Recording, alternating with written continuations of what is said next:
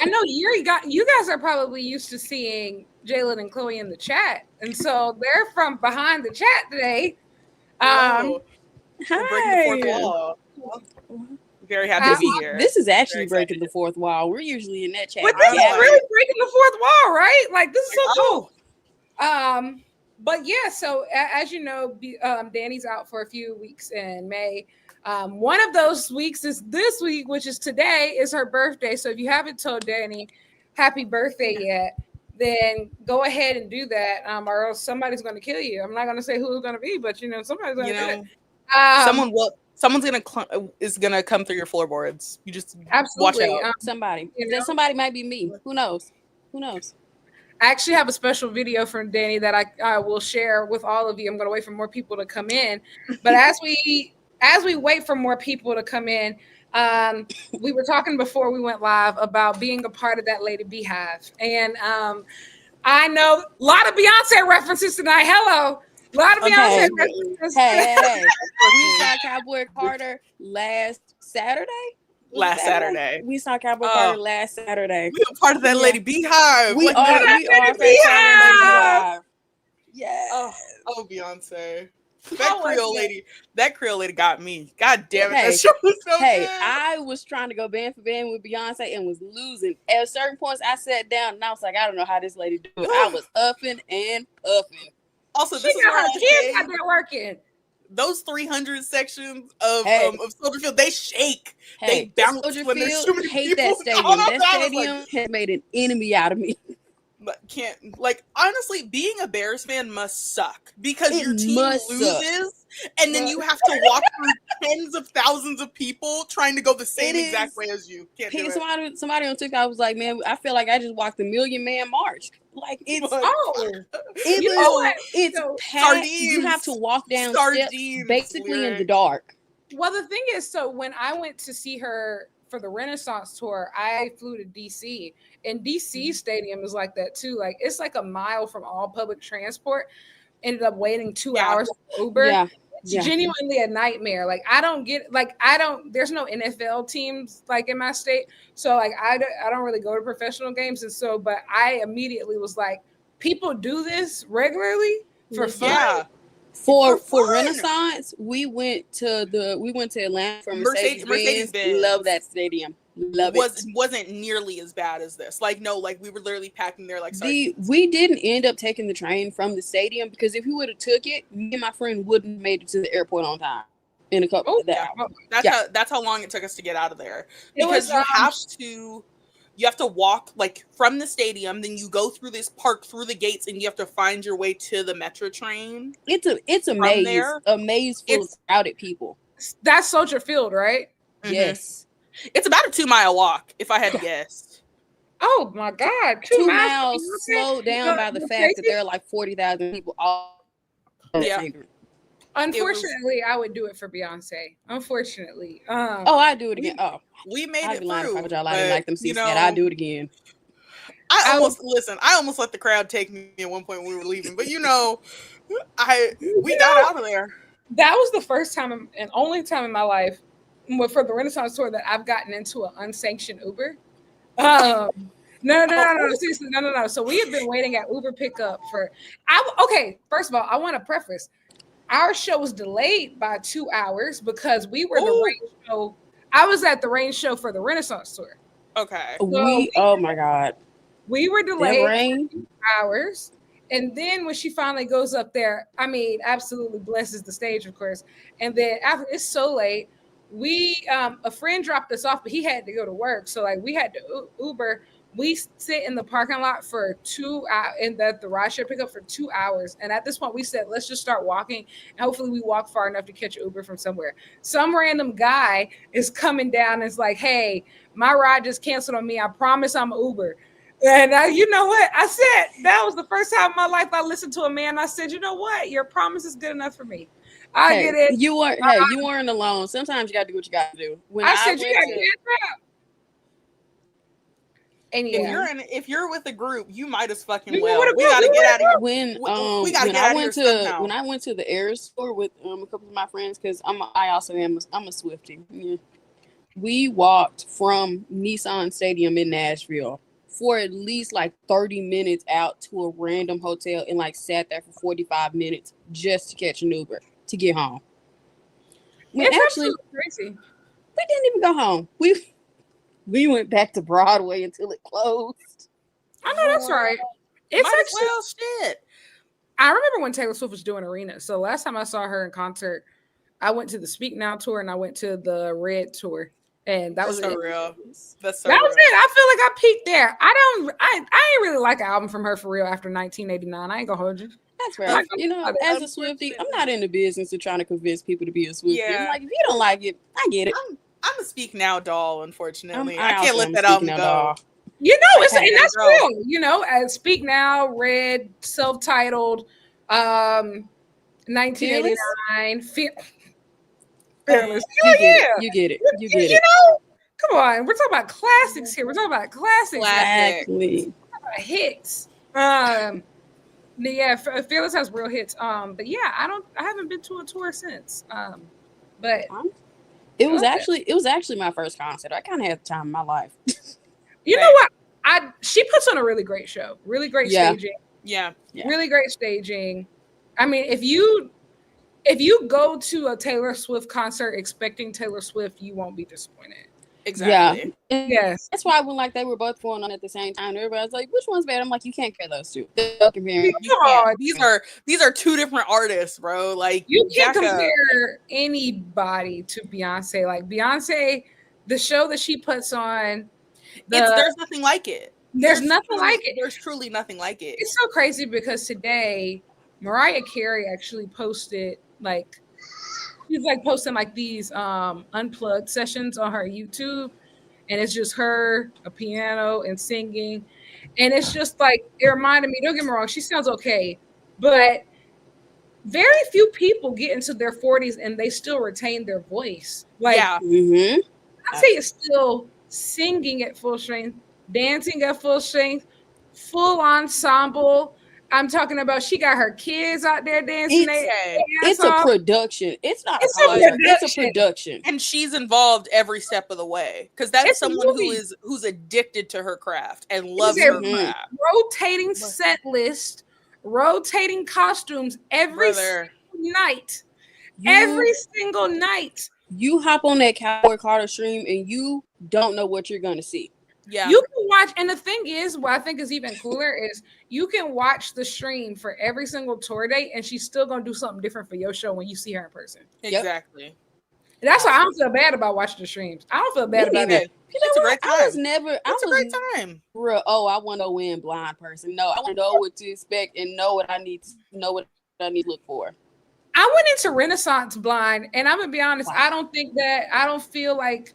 I look back now, and I'm just like, why? You know what? Like, we didn't go into Renaissance blind because we watched the first night and said we have to go. Our friends in the group chat, hey, let's get these tickets and bought them. We were like, oh no, we have to go. Oh, that's see, really so me, I'm a real psycho. I bought all my tickets during like the Beehive pre-sale of just me. And let's not talk about Beehive pre-sale. Ticketmaster is going to burn.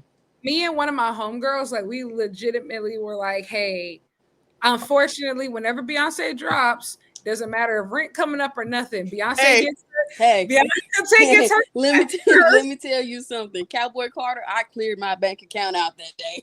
Man, I'm talking about. I dipped deep into my savings for that ticket. I was eating air and sleep sandwiches for 2 weeks. I know that's right. After I paid for that ticket. So was I. You know what? I had the time of my life, and I'd do it again. Again. Matter of fact, I am doing it again. 2027, that lady will be seeing me in the crowd. Multiple times. Multiple times. Hey, Vegas, I'm coming. She do a 3-night in Vegas. Oh, I don't want to be in the pit. I need to be able to see. I gotta be able to see her. Listen, I'm 4'11". I'm too short for the pit. You will see me comfortably in the 100 section. I'm 5'7". I'm ready to rumble. Listen, deeply jealous. Like I'm ready. I'm ready, but it's like that's unfair to Chloe and the rest of the group who will not be able to see that lady. Yeah. Let's be clear. It's really just Chloe. I'm like the shortest by a good margin. Or our other friend Exquisite if she comes with us. Time. I'm so lucky. I don't have that problem because the friend that I go to all the Beyonce concerts with, she's taller than me. So it's just like, hey, well, y'all are living the dream. It must be nice. I will be in that pit. I want to be. I'm gonna be honest. I'm so parasocial. You know, we said we were gonna talk about parasocial contracts. I feel like this is a great way to segue. We started talking about Beyonce. It made me I've really been reflecting of like how many people truly do I have a lifetime parasocial contract currently set up with, and that lady's at the top of the list. Of course, Beyonce. I think wrestling is a little bit different. I think it's a lot of wrestlers that I really like, but my true parasocial, like I know you, and I know for a fact you, and I know you know me. Like, don't get me wrong, everybody else is super parasocial about it, but like no, like we really know each other. Mercedes, like I. Absolutely. No. Like you don't get it. She's my friend. Like she's my friend. That's matter of fact. We text on the regular. That's my friend. You don't get it. Y'all don't get it. Tonight, when she was doing all the Beyonce wrestling stuff, I said no. She don't got to tell me. You read my work, don't you? I know you do. I know you see it. I know you see it. She knows me. She likes checks up on me. She checks up on me. She likes my vibe. Because I have a great vibe. Kenny Omega, I have a lifetime parasocial contract with. Oh, absolutely. He's never letting me go. He's never letting me go. Not the Chloe paying $100 a month. My stomach. Also, let me just say, everyone being like, "What do you mean the text are generated? What did you expect? What did you expect? What did you think?" I love that y'all think I have $100 of disposable income a month. I love that y'all think that I have that. Y'all not trying to text your CEO? Hey, man. If somebody's willing to hand me $100 a month, I'd be willing to text the CEO. I already paid the $8. I do pay the $8 on Instagram. I do pay the $8 on Instagram. Oh, I do. I do. 100. All right, like. Come on. Forgot what she posted. I kind of just wait for everyone to screenshot it and send it my way. That's nasty. That lady is a multi-millionaire. What does she need my $8 for? Listen, guys, we are in a recession. I will say, we need a little bit more exclusive on the exclusives. But lifetime parasocial card contract. Hangman Page. Hangman and I, we're deep. Please. We're deep. You think this Hangman Page shit is for y'all? We made our friends sit through a 60-slide presentation on Hangman. We chronicled Bullet Club all the way out to it was so fucking serious. Hold on, we went from Bullet Club. I have slides on my all the way till. Please show me this. I do indeed have slides on my phone and can show you my psychopathy that I made. And mind you, it's split into 3 parts. It was so fucking serious. Into 3 parts. I'm gonna be honest. We put so much effort into that, and no one cared. But I can recite the entire Hangman Swerve feud from memory. From memory. No, you don't understand. Winter of 2023 AEW, when it was just you and me sitting on those Dynamite books, Lyric, and I was deep in hell. But I genuinely, I like to think of myself as a Hangman Swerve historian. I feel like I went out there. I was there. I did all the live research. You saw all their matches live, huh? All their pay-per-view matches, yeah. So I saw all the pay-per-view, including Revolution, the 3-way versus Joe. Wow. And I have notes on my phone of writing down notes of okay, this is going to happen next. This is going to happen. This is going to happen. This is going to happen. Things actually ended. Half the stuff that I said, it actually ended up happening. Yeah. Then, I remember me and Charlie, we actually did a special podcast episode breaking down the feud from start to finish of like, nah, like there's really, the girls were really historians in they bag. Like, you want to know something? Here's the real reason Chloe started watching wrestling is because one night Jaylyn made me sit and watch that Texas death match, and I was like, I don't know what this is. Give me more of it. The way that I got Chloe into AEW was one night because every and Saturday of every month, like the last Saturday of every month, we have book club. We were doing like our little like after party spaces, and she goes, Jaylyn, I keep seeing him, so I have to ask who's Hangman Adam Page. And what do you want me to do with that? I trapped her. Like she trapped me. And I let her know this. every day. Every time AEW gets on nerves, I go, this is your fault. It is my fault. And what about it? I feel like that's a perfect segue into how we started the show tonight. My beloved.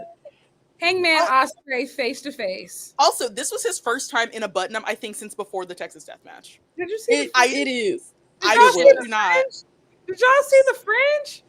Please. He looks so good. I can't. I said, oh my God. And it's just, I said, y'all, basically everything. Just a little guy. He's just a little guy. Like, no, y'all don't get it. Ospreay talked for 7 minutes straight. And everybody was like, this was so awesome. Everybody was like, this is so great. Ospreay, how beautiful. Hangman talked the whole set. Hey, I'm going to be honest. I sat there, I tweeted, I said a Hangman promo could probably convince me to run a 5K. And I'm dead serious. He gives me enough motivation. I sat there shaking. I said, oh my God, is this the company that I love? Like, oh my God, is this the pro wrestling that I fell in love with? I felt like that Drewski meme, like, you talking, he said, are you talking to me? Like, he said, all these people who believed in me, I said, I said, I believe in you, Hangman. Like, Hangman, I believe in you. He doesn't want to let me down, y'all. He don't want to let me down. I was cheering on Hangman when he was burning down houses. There's nothing. Hangman, I'm so fucked up about you. I was watching your matches from a jail cell. Like, you don't get it. You don't get it. Like no, because listen, I went back because I missed some of the promo because I had to go do something at the back of my house. So I missed some of it and I couldn't play it on my phone because I left that in the front. I watched it again like during the main event. And him going, Will, you might want it, but I need it. Like him shaking. I was like, okay, we're here. I said, we're here. I said, if you cry, I swear to God, I'll cry right now. Lord, like, oh my God, please, I'll melt into a puddle on the floor. Like, if I see that, I need it. Like, oh, okay. Like, I literally was like in shambles. I was like, oh, I know, cowboy. I will say, I know. And I don't want to spend too much time on this because I feel like we've been talking about this. Oh, we could talk for hours. Episode. What I'm specifically talking about is like who actually wins. And the thing is, it's very clear that it's going to be Mr. William Charles Peter Ospreay. Here's the thing. I think it's clear to people who have picked up on the pattern. Yeah. Does of just like I think it's very clear to like, and especially the fans who feel like, I think that I don't know, I feel like people are in two completely separate camps.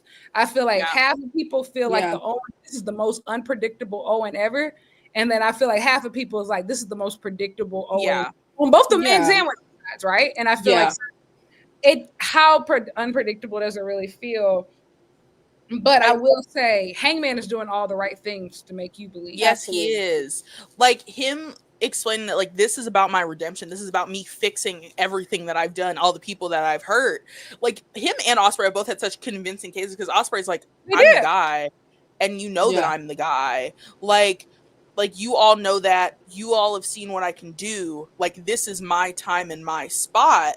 Versus Hangman being like, I've hurt a lot of people. I've disappointed a lot of people. I need to fix that. Like they both have very convincing cases. And so everyone being like, yeah, it is unpredictable.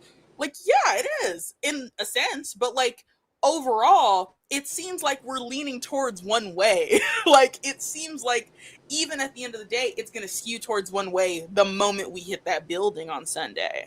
I think also too of it still kind of like, how to say it? I think it's very clear. I think the Hangman winning makes the most sense. of just as far as like storyline. If you follow the product and expect it to make sense all the way until the end of just like the redemption story, see, this is the story. Like for this to be go to all in, like this feels really full circle. Like like, it feels like his spot, but then at the same time, it seems like we left logic at the door when we hit December last year. I'm gonna be honest. Sometimes I sit and think about what happened from like Wrestle Dream up until now, and I generally just kind of got to stare at the wall and scratch my head and wonder where it went wrong. The way that I felt at Dynasty was when I watched Megan Bayne lose, I knew that Chris Statlander wasn't winning the Owen. Correct. When I watched Swerve lose, I knew in my heart Hangman wasn't winning the Owen. Swerve, that was Swerve the worst losing part. is how I knew Hangman wasn't winning the Owen. Because it was like the build up to it. It was like it doesn't seem like they are going to run Swerve Ospreay again because they're on the same page currently. Mm-hmm. And so I was like, okay, well, then what does that mean for Hangman? We're going to go 2 years in a row where he loses the Owen and he's the runner-up? Which is awful. Crazy. Bonkers even. 2 years in a row? Let me just... John Moxley. Y'all tell me that Ricky Starks won Owen and Hangman Page. Hangman Page has to lose 2 in a row? Don't make me say it. Don't make me think about it. Let me just say, Richard Starks won an Owen before Hangman Adam Page could. Don't piss me off. Don't piss me off. I think about all the people who won it.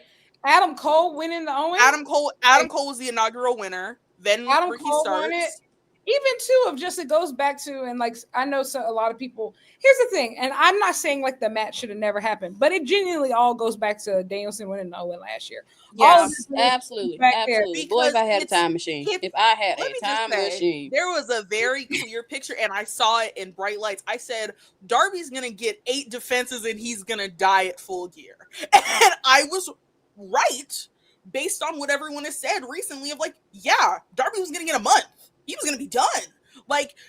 Then he was going to climb that fucking mountain.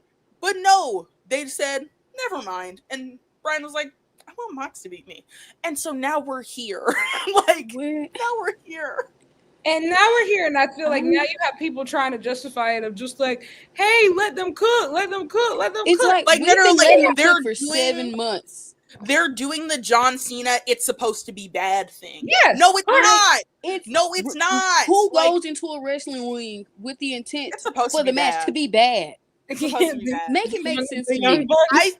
I think I truly knew this story was cooked when I saw that graphic for Colt versus Mox and felt nothing. I felt nothing.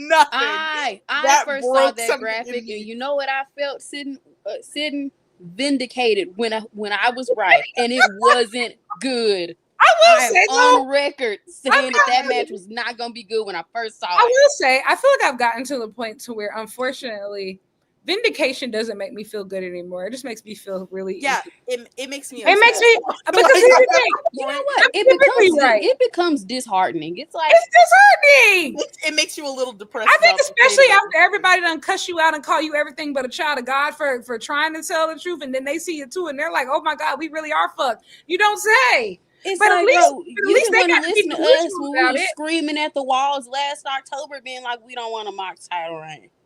Also, Dan, you are absolutely correct. That technically is what happened. The plans did change, and they were like Wrestle Dream, and they were like, okay, like Look at that. We were at Wrestle Dream last year. What a gag! Who would have thought it would fail so far? Oh, mind you, it had so much hope to leave and then come back. It was the craziest thing I'd ever seen because everyone started it was the Avenger snap. Like it felt like the Avenger snap that night. It was beautiful. And you want to know what it was? Stadium being like, get me out of Tacoma. I don't know what I just watched. I want to go crashing out. Because mind you, we watched it and we were like, okay, what the fuck?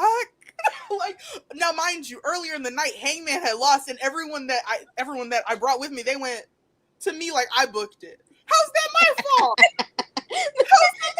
They did in fact go. They go, Chloe and Jaylyn, I can't believe y'all made me watch Hangman and Willow losing one night. We was like, we didn't book it. We didn't book the show. I was booked the show. That was sick. Me. I think also too, but at least at that point it still felt camp. Like it felt like It okay, felt this is all fun. good. It felt interesting. It felt like fresh. you had these two pay-per-views back to back, like these really sicko different endings. And so like you have like this darker turn. And I'm like, okay, like it's gonna feel like the Thanos snap and I think the worst thing they did for that story was also turning you to heel. That was the worst thing they could have done. Correct. Like, because I was like, okay, well now you're all a cohesive unit again when it didn't seem like that was the plot. He like, became just another guy very quickly. Yeah. He just became a stooge. Like someone who so well as this like scrappy underdog, and you have them as a heel, and it just doesn't work. You know what? Not a style promo, but he doesn't have a pack of cigarettes a day voice. It doesn't work. There's a disconnect there. It felt like the Daniel Garcia and BCC stuff all over again in a lot of ways of just like it feels like one wrong move just derailed the course of everything afterwards. And imagine if they had just kept Yuta with Brian or even what if it's like Garcia was used in that? Hey, like no, like because it was like Brian didn't want to be there anyways. He was like, I'm done. Like y'all can have me for this, but I'm gone. And they were like, okay, well this is how we're gonna do it. And then everyone, okay. And then it was very clear they did not have a plan for this. This was like very much seemed like a new development. And they were like, okay, well we have to throw something together and figure this out. And it is now. Okay, Dan, get off Jack Perry. I'm not gonna lie, it's the hill I'm gonna die on. It's the hill I'm gonna die on. I'm so sorry. No, I didn't like the Brian match. Let me just say that because you're. Yeah, I feel like we can still save him. I feel like we can save him. We can save him if he decides to put that damn tunic back on. Yes, what the fuck I need scapegoat attitude and Jungle Boy grab. Man, I just want Jack Perry to come prove to me that he can still do a flip. Just not even multiple. Just do one. Like, do one. No, I fear like the fact that it's like, how does one fall so? How does one fall so far? How does one fall so far? Because it's like, if you had told me maybe like a year and a half ago that this is where it would be, I would have been. You know what? Sick. I feel like also too of just. Whoa. What? Here's where I say I don't hate Punk. Let's start there. Wow. I think like sorry, like no, I liked Jackson's Jurassic Express. I was a Jurassic Express doll.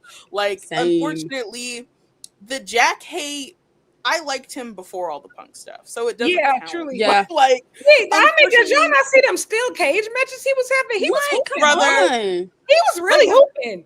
Like, he decided to do a bulk and then was like, well, I just can't do flips anymore. Don't do that.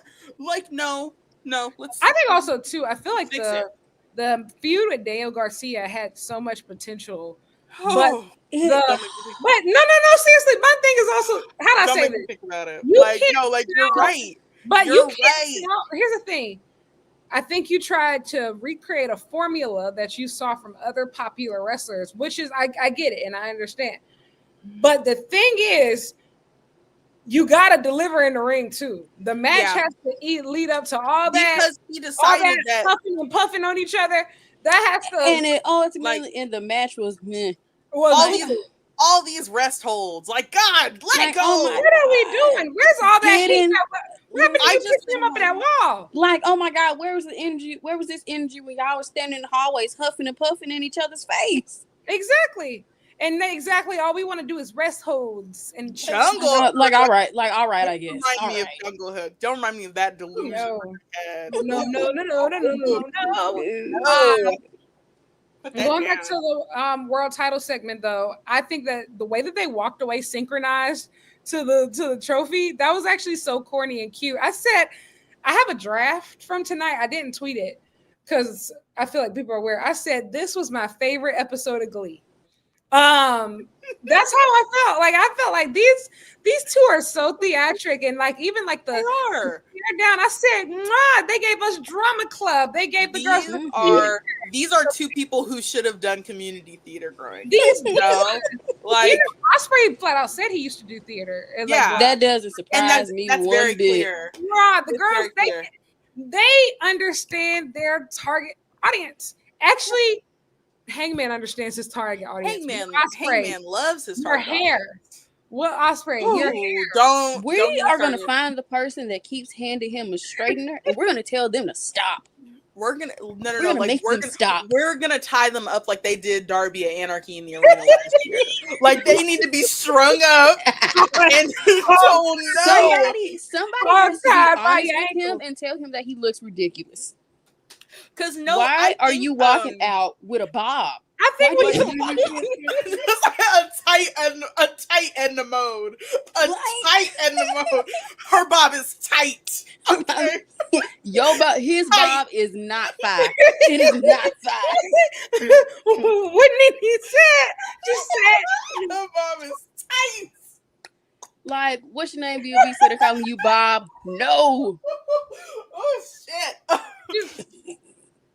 But no, it's just like in the mode. It's just like like Ospreay is so violently British in the face that the straight hair doesn't help. It doesn't. Like it doesn't. It makes him look so much more British, and it's like you look so posh right now. Like take this shit off. It's very like I'm gonna find a bottle of leave-in conditioner and we're gonna fix this. It's very 2000s what a girl wants VHS tape. Yes.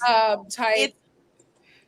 Because it's like the curly hair is very much NSYNC JT. This horrifying. Please cut that out. Cut that out. I will say, like, I did walk away from this of saying, like, Tony Khan, if you're listening, I'm begging. I'm not even going to beg for Hangman to win just because I feel like you definitely not going to listen in. I made my peace with Hangman not winning because the thought of Hangman losing it all in and watching it with my own two eyes has me. Well, that's what I was about to say. That's what I was about to say. I'm just like, I actually like Ospreay is one of like my favorite current wrestlers. Like, please don't make either of these guys lay down for a bullet. So, please. Unfortunately, we know what's gonna happen. I'm gonna be honest. Darby, knowing the fact that Darby is like actually making his way down that mountain, made me like, all right, I can give. He ain't Ospreay. Listen, winning. I watched that promo and said Darby Allin. Like my thing is also, and some people are saying this of just, it's such a long time this time from All In to Wrestle Dream. Like that's a significant amount of time, and I also feel like this too. Of bro, I don't have a lot of faith in AEW fans because I think a lot of times, like I've realized, I'm shocked by how much of the fan base is willing to accept anything. You're gonna eat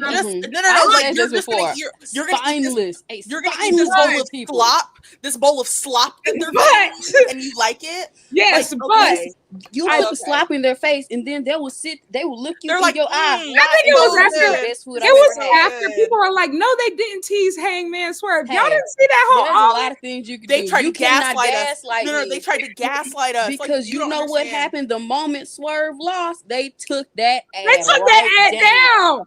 They took the ad down. There are a lot of things. Chloe is not crazy. I know what I saw. I will never forget when that report of Brian being backstage dropped. I said, "Oh no!"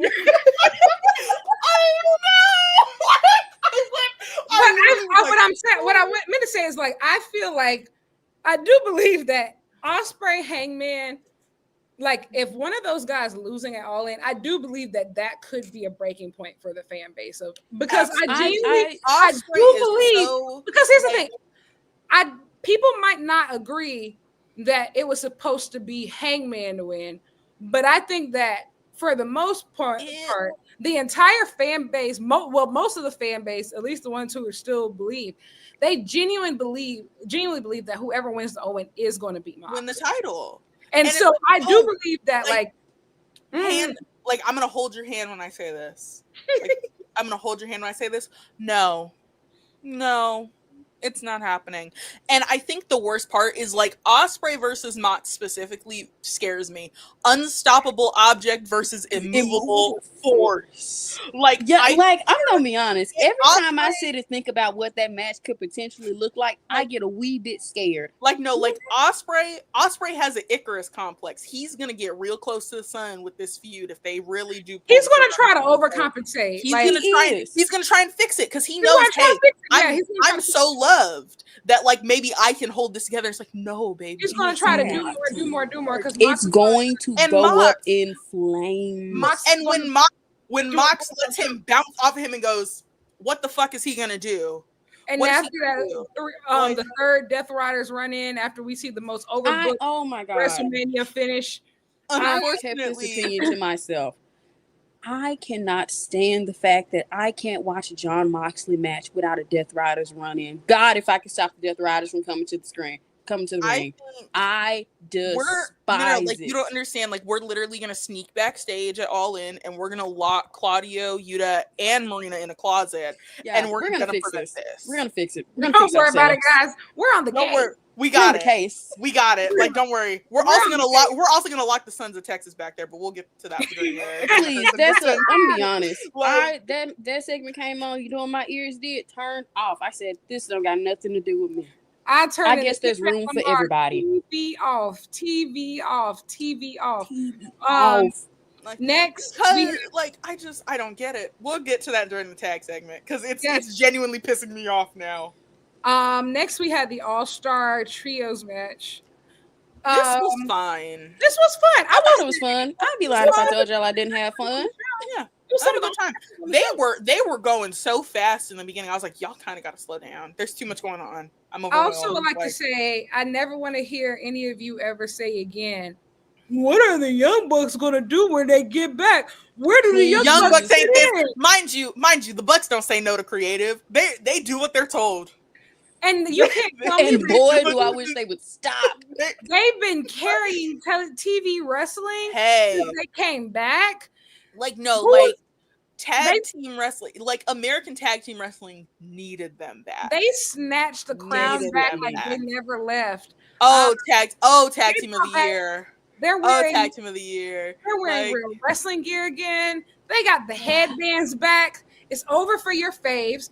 I don't want to hear I don't want to hear about any. I don't want to hear Young Bucks. I don't want to hear anything about. I don't want to hear anything about FTR. I don't want to hear anything about Fraxium. What the fuck is a fraction? Sorry, that was. FTR, Fraxium. I'm so scared. I'm so scared. Please. Like, oh my god, FTR. Ooh, bald. Ooh. Like, oh my god. Oh my god, they're bald. They're torturing people who have hair. Like, that's what Moxley's doing right now. My tag team of life, and also people that I have a strong parasocial contract with. I know them. We summer. We summer. We take summer vacations together. We summer. I've been to their timeshare. Like, yes, timeshare. And Mark has been here. They come and visit me from exactly. They check up on me. They check up on me. They ask how my mom's doing. They check up on me. I have my people call their people. Yeah, this was really good. This just ended up in Death Rider chaos as usual. But hey, Matthew Jackson. I just want to say she's so dainty and little. That's my pretty princess. Y'all don't get it. Like, I'm sorry, y'all don't get it. That's my pretty princess. What do you want me to say? Claudio said and just brought him back over. Like, he said, "Not on my watch." Like, listen, if y'all thought me and Jaylyn were crazy about Hangman, boy, you should hear what we say about the Young Bucks. Like, oh my god, please. Listen, it's so funny because like the way I have my desk set up, I always have like all my thingamabobs and like my book collection. And I was about to pull out the Young Bucks biography, but why would I do that? I have to ask myself, why am I doing that?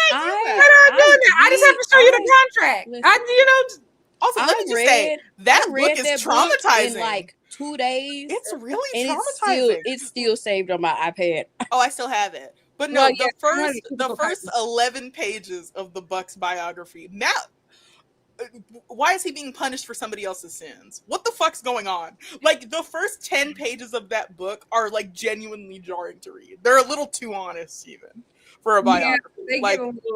Hey, I'm gonna be honest. At certain points, I was reading that book and I was like, "Dang, I hope y'all are in therapy." You should talk to someone about this. You don't want to call them people? No. Like, oh my god, that lady on the couch is gonna talk to you. She's gonna fix this. She's gonna fix this. Also, too, what did you think about we didn't talk about this, but what did you think about Hangman Ospreay main eventing over Anarchy in the Arena? Okay, so I feel conflicted. Like I think okay. Women. This is where I say I have thoughts in the sense that I think Willow deserves a main event. I don't think Marina deserves a main event. And so I'm like, I can't be. I truly have to remind myself, I only wanted the main event for one woman in the match, for one person in the match. Truly, if Willow wasn't in it, and it was like, hey man, Hangman Ospreay main event. Like if Willow was doing anything else, and they were like, hey, Hangman Ospreay is main eventing this pay-per-view, I'd be like, okay. But it's also, but she still makes history though. I mean, it's still huge. Yeah. Like one of the first women in Anarchy. Like I know Hangman and Ospreay are gonna wake the crowd back up, but I know how I feel after Anarchy in the Arena. I'm ready to go to bed. Like, I'm interested to see where they put it. They might have to start with it. Yeah, that's what I assume they were gonna start. Being there last year and watching Anarchy in the Arena, I was like, how did you all think that any other match was gonna go on after this? They're gonna have to start with it. Yeah. And there's no other way. I'm so curious to know what they cooking up with Anarchy in the Arena, especially knowing that it's not main eventing. Because like when it's main eventing, you can go crazy. Yeah, but it's like you kind of you got a whole bunch. You got some matches that that conserve yourself. You know what? They're probably gonna do a segment or something in the middle. They're probably gonna do a segment or some talking to like before the rest. I don't recommend that, but I know they used to do stuff like that with MJF. Of like just have somebody start. So I don't know what it's going to be. Yeah. You know what they might do? They'll probably do the Hurt Syndicate match right afterwards and do like a long MJF segment afterwards or something like that. Lord. Oh yeah, you're gonna need like a breather after. You're gonna need a breather. Yeah. Like you're gonna need a breather. And I'm gonna be honest, that match gonna be a nothing burger. So just they gonna have to up it. I forgot. I don't remember what that MJF Adam Cole segment went on after last year. Was it Roddy Ospreay? Yes. Okay, then yeah, like it's a cool down. Yes. Max standing there and talking for 15 minutes is a like after Anarchy in the Arena while they clean up. This is the one time where he's allowed to do that. Yeah, come on, like get on the mic and talk for 20 minutes. I'll allow it this time. Yeah. Also, Samoa Joe is amazing. I just want you to know, like, also too, Samoa Joe. I'll never stop singing your praises. I think Samoa Joe is a miracle worker. Yes.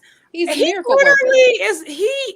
I just think about the fact they have rotated him to every title picture in the company almost. Like, and at he 40 fucking 6. Like, no, y'all don't get turns it around. Y'all don't get it. He really revives everything. That's one of my goats. Like y'all just don't get it. Also, exotechism. There is not a win. There is not a reward for winning Anarchy in the Arena. I would assume that these are the teams going into Blood and Guts as well, and we're bumping up the amount of people. I think they should do Blood and Guts for Forbidden Door this year. Me too. That's my thoughts. I would rather see women do Blood and Guts. Yeah, nobody wants women's Blood and Guts more than me. I want it so feel bad. like here's the thing. I understand not having an all women's Anarchy in the Arena just because it's not safe. Yeah.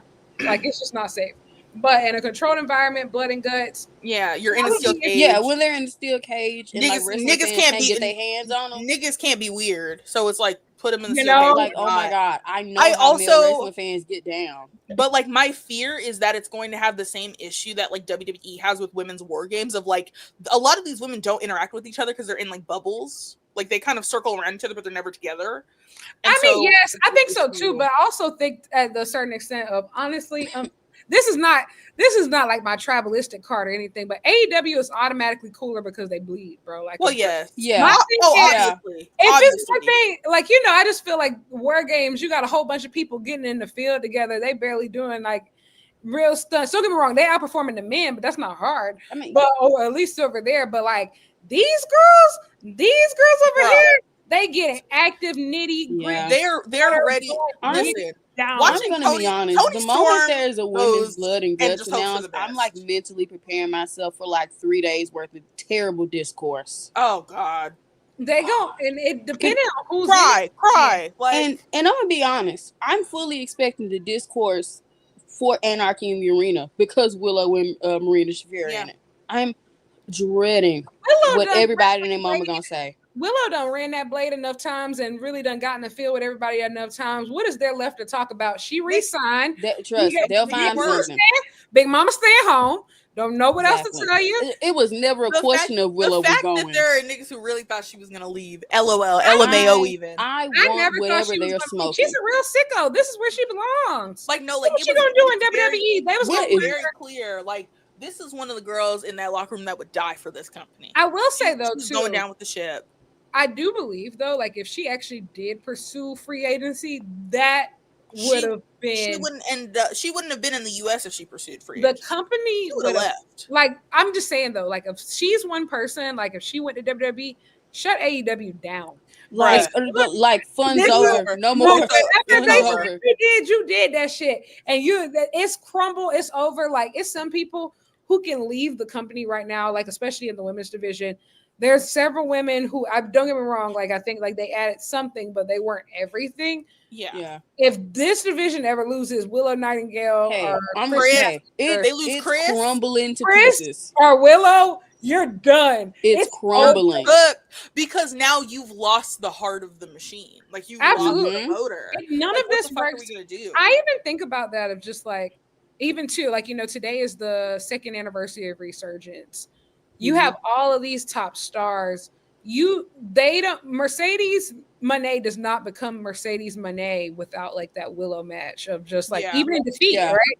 And especially her return and all those things of Tony doesn't get to the top of the division if Stat and Willow don't hold it down while she's still figuring out that timeless character of just like the biggest stars in the division don't become the stars that they are without those two. Like of just, and not even just like the stars in the division, like they held things up on the men's side too. There's a reason why there was a mixed tag match last year, all in 0 Hour and Willow now and Anarchy in the Arena and, all the stuff that Stat was doing with the Best Friends turn last year of these women are AEW, full stop. Like you don't have AEW without Chris and Willow and what they've done for this company and the shit that they're willing to do for this company still. Like you do not have AEW without them. You're not elite without them.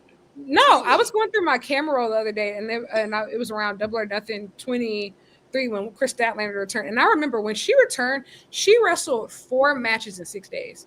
Like Stat wrestled 4 times in 6 days as soon as she came back, won the TBS title. I'm talking about doing house show loops, every single show they had. It was insane. You're not gonna find that type of work ethic. You're just not. And I think also too of like a lot of the girls aren't hungry the way that Chris and Willow are. I think not at all. Especially Willow of just like the amount of outside Stat. When we get you to Japan, trust me, I have plans that I cannot share with you now because the haters will sabotage. But Stat. When I get you to Japan, I got a list of opponents. Don't worry, we gonna set it up for you real nice. They waiting Stat, we're gonna get you to Japan. We're gonna get you to Mexico too. Don't fucking worry. I got to get you because his thing. You're not in enough best in the world conversations for me, but we gonna change all that. We're gonna fix all that. Like we gonna fix all that. She's kind of the powerhouse. We don't talk about it a lot, but like Statlander is like very quietly one of the best and most consistent. Yeah, I think she's the most dependable worker in the women's division. I think she's the most consistent. Chris Statlander last year quietly had two match of the night, 2 pay-per-views in a row. And I think it's time to have that conversation. I think it is too. This is also thing that conversation a while ago, but it's time. I think we can. I don't want to skip. Well, no, we can't skip to the Mercedes Jamie segment. Yeah. We are. We'll jump back. Yeah, we'll jump back. This is where I am. I want Jamie to win. I think of what it could mean for the division. However, if I had to do this based off of who's performing, who's genuinely like a tail of the tape, my glorious CEO. Oh my God. Mercedes. God mode. She's in truly in that. I don't know if y'all saw it. So it's a clip that of a Miley Cyrus interview that's been going around, and she's talking about her relationship with Beyonce, and she says like she was always a friend to the world. She's like because we've grown up with her, etc. Beyonce is kind of like a mother to the world, of kind of like a level above. Yeah. Like, somebody that we can all aspire to and look up to and just elevates everything. That is Mercedes right now. Look at a lot of like the younger talent working today in major US promotions around even around the world. Who are they inspired by? Quick. Mercedes Moné. Like her presence in wrestling is undeniable. No. Absolutely undeniable. There will never be another Mercedes Moné, because you can't recreate something like that. You can't recreate what she's had over the past decade. No. And to think that what she did, what she was able to pull out of limited resources, limited time. Yeah. Not only just being a woman, not just being a Black woman, but honestly, just being a part of that 4 horsewoman group and knowing that she was never going to be the focal point at any given moment in time. Yeah. Of just somebody to be following her like this, of just seeing her elevate. She was a Mercedes fan in the late 2010s. I just remember being 17, like obsessed with her, and for her to be better now, I'm almost I'm like 3 years away from 30. It's crazy. I think what's crazy, I don't even think she's reached her final form. She's absolutely she's not even in her prime. Like, I think it's so in her prime. What I think is so interesting is just, especially when you hear the chatter coming over from the WWE side, of just so many people are talking about how like Charlotte should hang it up and Becky's getting old and all these people. That's never a conversation for Mercedes. But I feel like here's the thing. I think Mercedes gets looped in that conversation because I think so many people are like, oh, the 4 horsewomen. The 4 horsewomen era is different. It's an era's past. She was always younger than the rest of them. Significantly so. So even though it seems like, oh my gosh, like Mercedes is like them, Mercedes is actually closer in age to Willow. She's in her early, like her and Willow are only like a couple years apart. They're not too far apart. Not at all. She's closer in age to like the people who are currently like Stephanie Vacker, Julia, those are her age mates. And so like when people are like, she's kind of like Hangman.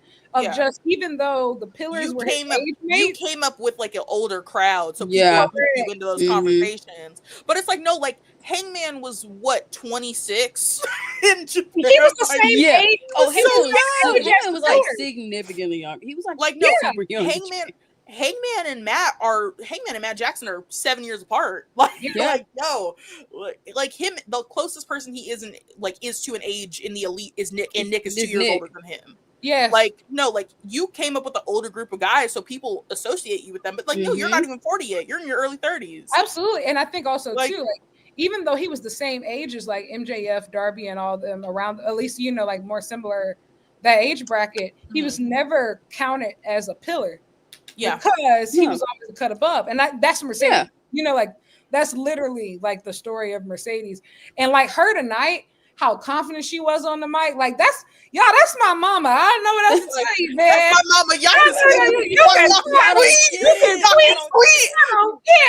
she can have whatever she wants. She can have whatever she wants. I said, I'm sorry, y'all. Don't get me wrong. Jamie did well. Jamie did so well tonight. She did. I think that for both of them, this was honestly some of the best mic work they've done this entire year. Absolutely. By a long shot. I think neither of them have really had like a chance to like sit down and be like, hey, this is what I have to say to you. It's always been like one of them is talking to them, boom. So, sneak attack. There it is. Okay. I think now the job of AEW, which I think is going to be much harder because I don't trust them and I don't think a lot of people do, is 9 times out of 10 it looks like Mercedes versus Tony is going to be this main event. Yeah. You have the job of it's not even like a let them cook. You need to ensure people that the rest of the women's division is not going to be an afterthought for All In. That has to be, and that's my biggest fear. That has to be the problem. Unfortunately, Athena's not on that's TV. what it's looking like. No, no. I'm sorry. I remember being like, damn, I think they're probably going to do a duology. And Athena's going to get a match on this pay-per-view in her hometown. And what the fuck they do? They spit in my face and said, no, they're not. And I said, okay, And then it's like, okay, well, when the fuck is Athena going to be on Dynamite again? Did you bring her up just to lose? Just so you could have people stop talking to you about this match because you knew that you wanted Mercedes versus Tony to be the match that you do it all in? Like, it does feel like a kick to the gut. Like, why would you? It's absolutely it's like the Hangman Swerve thing all over again, but 10 times because we haven't even seen Athena on television, for years. Mm-hmm. And I think her, like Dan is right, they used her to market All In and they fucked her over. Hey, I do still think she is at All In, but I think she'll be on the card, she's absolutely All In, but like it's not going to be the match that anybody wants. Okay, also Dan, that's exactly what I was about to say. Let them do another Willow versus Athena match. I'd be cool with that. Like, give me something that takes a bit of the sting out of this because you've pissed me off. Willow Athena 4. Hey. You won't catch me complaining. Willow Athena 4. And here's the thing. Hey, we never saw Chris Statlander Athena. Like that was that was originally when Athena first got to AEW. That's a match that was teased. That was what they had lined up. And then didn't Chris get hurt? That's what it was. She did. Like, she did. She did. So yeah, I don't know. I feel like I'm trying not to complain, and I don't want to complain because here's the thing, bro. Mercedes deserves this shit. Like I'm not even gonna sit here and act like she worked like, and what she's doing for women's wrestling right now is crazy. Like she earned this. Tony earned it. Like Tony should have been got a main event. And that's why my thing. I genuinely hope that if they do this, let's take it as far as we can go. Like this shouldn't be a main event. I think they need to do what's best here, which would be to let the women main event or let Kenny and Okada main event. That would be the healthiest thing for you to do, because sending a crowd full of people home unhappy at your first stadium show in America is stupid. It would be such a big failure on their part. That's what's truly baffling me about the build to All In. It's like, I know this is your biggest show of the year. I know this is your first American. Do you know what's your biggest show of the year? And I hate to be that person, but. And I know people were like, oh, it was only because of the Rangers and not because of Dynasty.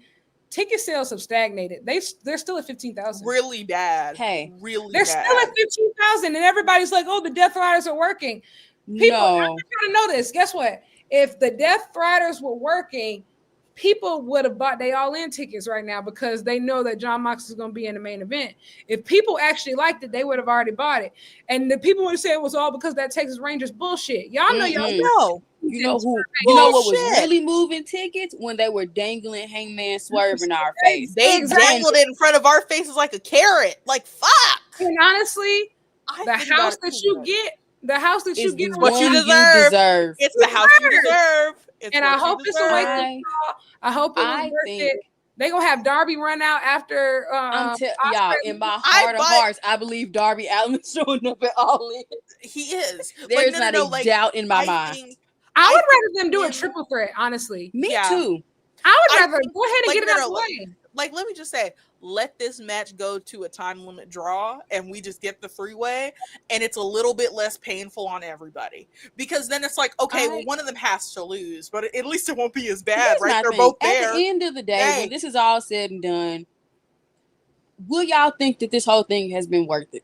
No, when Darby gets that title and we sit through that title reign, will it have been worth it? We like talked about this when we were like planning an episode, and I was like, if someone wins a belt and everyone goes, well, thank God that's over, that's not a success. No. It's not a success on anybody's part. It's a failure. It's a massive fucking failure. Do you think that they would try to do a three-way for All In? I wouldn't doubt it. I wouldn't. Hey, here's the thing. Logic has been thrown out of the window. I don't know what AEW would do at this point. I think it'd be so have funny. Clowns fall down from the sky, and I'd be like, I guess that made sense to them. Like, hey, they could have someone no, y'all don't understand. They literally could have Darby parachute in halfway through the match. I'd be like, okay. I'd be like, all right, I guess we do. I guess it's what hey, man, I'm gonna be honest. Whatever steps gets us to the end of this, I'm happy. That's why I said if we can just get Darby in a triple threat by All In, go ahead and let him win it All In. Like my thing is just go ahead and let him win, because here's the thing: what I don't want to do, I'm not trying to watch this shit at Full Gear, man, bro. By the time I have been trying to get Jaylyn to agree to go to Full Gear this year. I think that don't All want In that. only AEW pay-per-view until all this is over, until Darby drops the belt. Like, so serious. Also, this is where I say everyone who's like, well, yeah, Kyle Fletcher should take the belt off of Darby. So fuck Hangman, right? Right. So fuck me then. Fuck me in my life then. Listen, I think it's also true of Kyle Fletcher taking the belt off Darby. Who would take the belt? Who's going to take the belt off Kyle Fletcher? Ospreay. I'm not plan. Like, my thing is also, but how does Ospreay go into? So we're gonna bring Ospreay. No. Their idea is that the idea has been that there has been enough distance between Kyle and Ospreay that they can do Kyle, Ospreay, Hangman at Full Gear. And I'm like, you want Will Ospreay to have a short title reign? Have you all fucking lost your mind? I mean, the thing is, this is the whole thing about Ospreay that just is so confusing, because I just feel like you can't have it all. Do y'all want this nigga to main event Wembley or not? We gonna have a title reign, then another title reign, and I'm gonna be honest.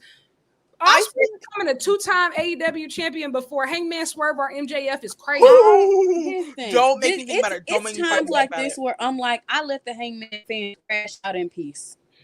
Why is Hangman always getting the short end of the stick in every scenario that everybody proposes? Because it's like, he made all these guys. He made them all. It irritates me so deeply, because it's like, what do you truly think of him? Is it like, oh, he's a reliable hand, but he's not the guy? Is that what it is? Because that's what it feels like a lot of the time. You know what I could say? That's what it feels like a lot of the time. They think of he. Never mind. I forgot what someone was like, he's AEW Sami Zayn. It's like the title reign's always planned, it's never followed up on. And I was like, no, don't fuck yourself. First off, like, I this is all respect to Sammy. Shout out, respect to Sammy. That's Hangman is.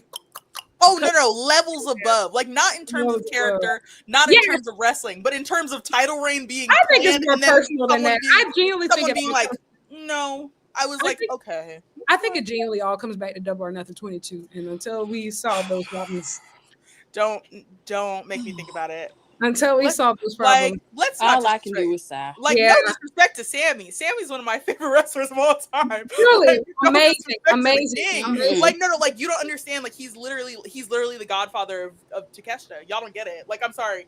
Like, Takeshita was literally birthed on the night that a Kenny versus Kota match happened. And he was going against El Generico. Like, El Generico, the Godfather. Like, y'all don't get it. Next we had I went out of order. Well, the Hurt Syndicate stuff. I'm gonna be honest. Okay, I guess there's room for everybody. Let me say this.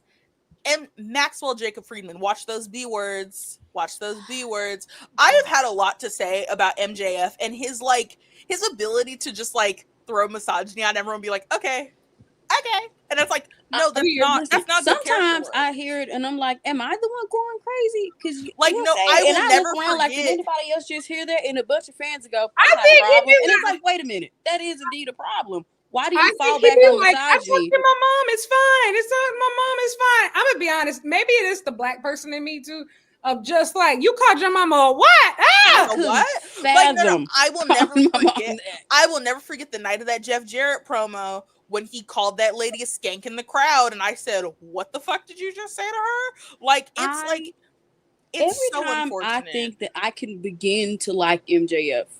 He falls back onto racism, misogyny, and xenophobia, and I'm like, I guess we're back at square one. I genuinely cannot forgive him for the Takeshita stuff. He like mind you, I was at fucking Double or Nothing last year, and someone made that damn joke, and I was like, you can't be serious. You're a grown. I was about to say, I think what was really disheartening is that like even like a year after that happened, fans were still making the joke, and it's just like that's one of those things. Of just like he brings out the worst in a lot of AEW fans. Enables the kind of behavior that they think is okay.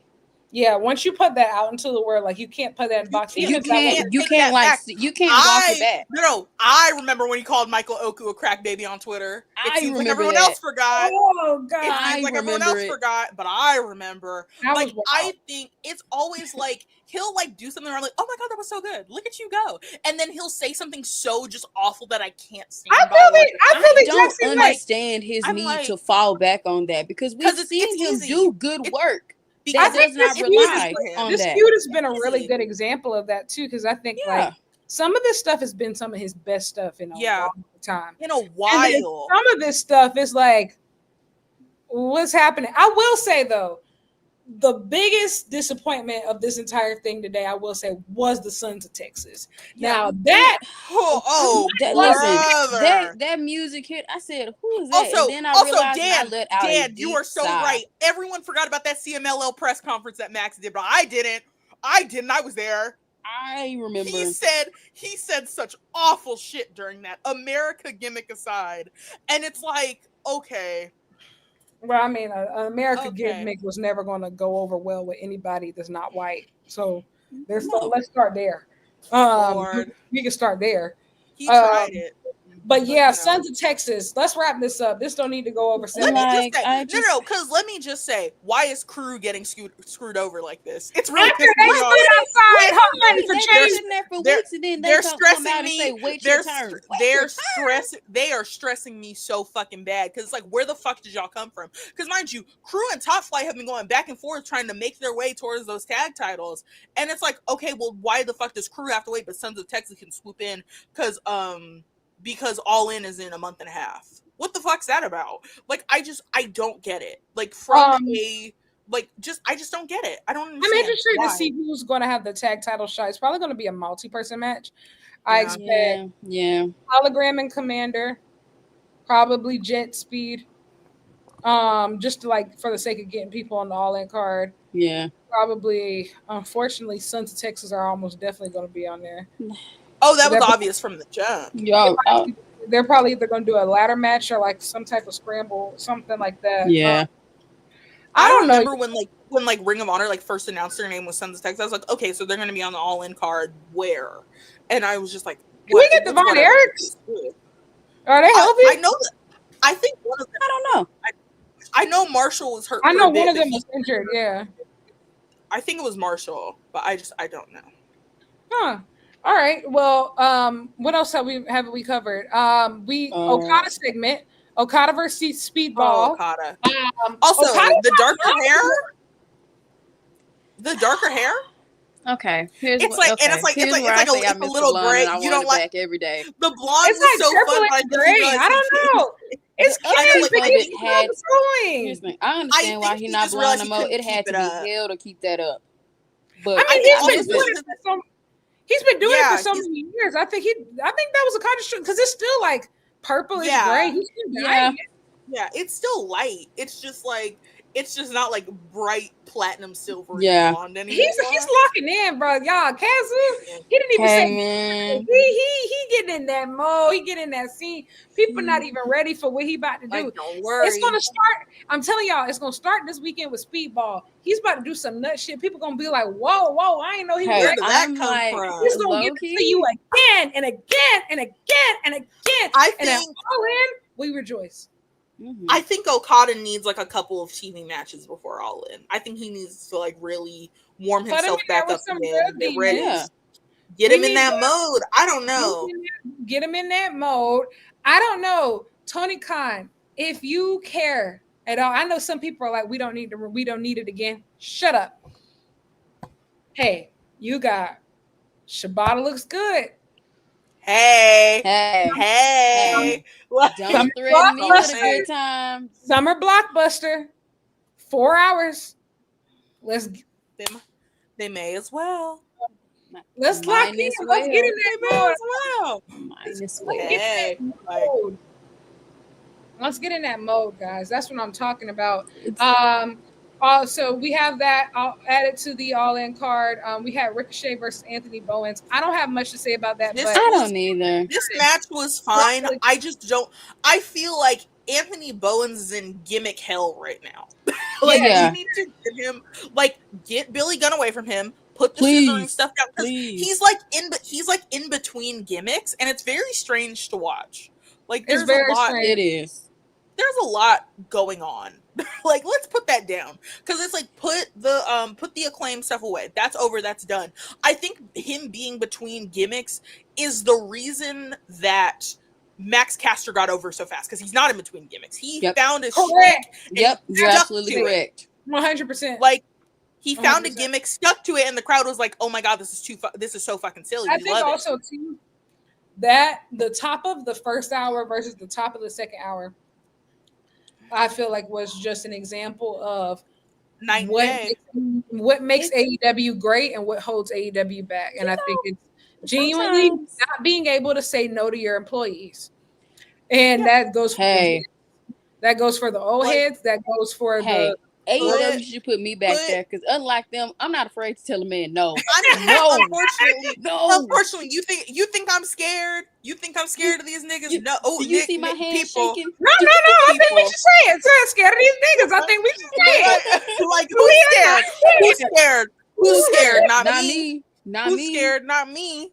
Like, but no, I think it's just constantly like it goes back to why is Dustin Rhodes on my screen and Athena is not. And I know I feel like some of us gave it a pass last year because I think Athena was genuinely doing stuff in ARR. Yeah, but now it's like okay. Like now it's like, okay, she retained her title. She didn't drop it to Billy. She didn't get pushed up to the AEW roster. Like they brought her into the Owen to lose to Mercedes, and it doesn't seem like there's going to be any follow-up there. Mercedes is actively campaigning for her to get more time on screen. Like I just don't think. Shout out to my CEO for that because shout out for her because it's like, you can tell that like that is a mother. Like you can tell that like Mercedes like I want to face her, and it's obvious that Mercedes wants to face her again. I don't even think they tapped into fully what they can do. Hell no, not even close. Not even close. We got so many different. I think also too of just I hate that the women's division moves like almost like a third speed of the men's division, so everything moves so slow. Y'all, slow as molasses. We still haven't got a triple threat between Mercedes, Willow, and Stat. We still haven't gotten a four-way with Mercedes, Willow, Stat, and Athena. We still haven't gotten a trio of Willow, Mercedes, Athena. We still like there's so many different combinations, and I feel like the sky is the limit, but it's looking like they got sunglasses on with the blinds closed in the house. They don't know how to book a woman strong without push past that. And I think, and the same goes for Tony. Also, Punch, exactly. Where's our sixth man? Where's Aminata? Where is Aminata? I'm starting the campaign. Also, let me just say, they have her hurt people. Tournament. It's time for her to hurt people. It's time. Like, no, like, because everyone was like, oh, well, like, Kevin Knight coming in, that means he's going to the Hurt Syndicate. No. I don't think he needs the Hurt Syndicate right now. I think that he has found a perfect way to get over on this roster. Like, genuinely, like, Jet Speed is so fun. It's just so good. Like you cannot break them up this early. We are single-handedly like reliving our BTE days through the Speed. Hey man, shout out to Speedball, Mike Bailey. Shout out to Speedball. Like no, I forgot. Someone like tweeted at him and was like, "This is like filling the BTE gap," and he's like, "Wow, I really have big shoes to fill." And it's like, "Yes, you do, but you're making it work. Hey, you're doing great. Listen, as two people who have sat through the entirety of being the elite. You're doing a great job. You're doing an amazing job. Every single episode. The good and the bad. Because boy was God. Some of those episodes towards the end. Hey man, that period like before like AEW really started, rough. Snooze fest, unfortunately. We main evented with Julia Hart versus Mina Shirakawa. We also got the official announcement that Mina is all elite. Congratulations to her. Love this for her. This was okay. This was fine. That's fine. Main event, I don't know, but there wasn't a lot of picks from this episode. There weren't a lot of matches. I wasn't expecting a lot going in. I was like, this is gonna be fine. There's gonna be something afterwards. Yeah. That's why I'm like, this is sure. Also, let me just say, Julia Hart, beautiful gowns. Beautiful gowns. Beautiful gowns. Great entrance. Great entrance. I do enjoy Welcome back, Sky Blue. Oh, hello, princess. Missed her. I'll never forget watching her get hurt. It kind of broke something in my brain. I was pissed. I was like, wait. I remember I said, oh my God. And I think also too, it was clear like they were building a story with her and Sheeta at the time. Yeah. And so, I felt like it was some really positive momentum. And I will say, I would like to be fair to the women's division. And I think a lot of people be like, oh, why wasn't this person booked? Why wasn't this person booked? Do you realize like there were several times every time these people came back, they got injured? Riho is one of them. Yuka Sakazaki got injured. like, you know, Sky got injured right before, and she was supposed to be Sheeta's program for a while. Of a lot of really, I don't know, lot of like really like untimely and unfortunate things happened. Yeah. But yeah, this happened. Tony's over, man. I don't know. Obviously, Tony I'm is so interested. loved. I'm so interested of why they ran this match back so quickly. And also too, especially, don't get me wrong, I think like Mina's fine if she loses, but I'm just interested how they tell the story, especially what's what's the game plan here? Yeah. I don't know. Like, I think like honestly, Suave Villain, you're right. Like there's a lot of like plans overall that have been like very slow. Like Jamie coming back. You know, like rekindling their friendship or getting back into it. Like they dragged that out so long. And even too, like the Aminata Deeb stuff, it's like, oh, who gives a shit? Like I'm at the unfortunately until Deeb takes those fuck ass braids out her head, I have nothing nice to say about that lady. I don't have much nice to say about her anymore, unfortunately. It's the braids. What? Like those the 3 braids that are up here on her head. I hate them so much. They're so thick. They're so large. They're good. Like this big. Like why is so there's so much of her hair in it? Like it's like okay. Because why don't they start at her ear? I'm lost. You know, just do the 4. You know, but you know. After that, we had just your go home brawl of all the people and Anarchy in the How Arena. Lovely. My glorious young buck said, I walked around all day. I ain't get touched. They talk about they gonna touch me. I gotta check in. And I, you know what? And I did let out a laugh. Also, Dan, exactly. That's why I have nothing nice to say about her, and I'll keep that to myself. Like